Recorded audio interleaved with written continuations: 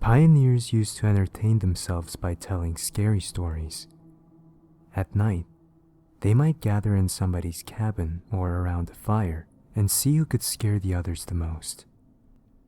Some girls and boys in my town do the same thing today. They get together at somebody's house and they turn out the lights and eat popcorn and scare one another half to death. Telling scary stories is something people have done for thousands of years. For most of us like being scared in that way.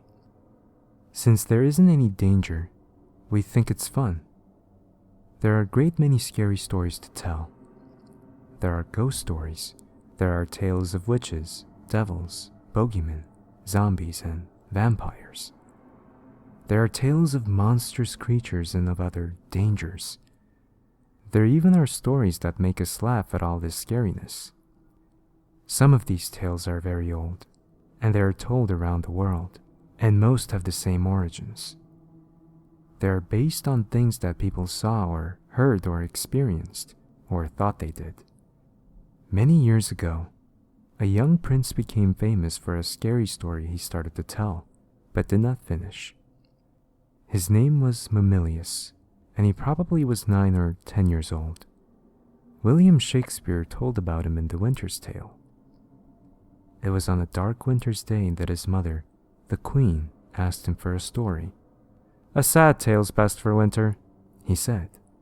"I have one of sprites and goblins." "Do your best to frighten me with your sprites," she said.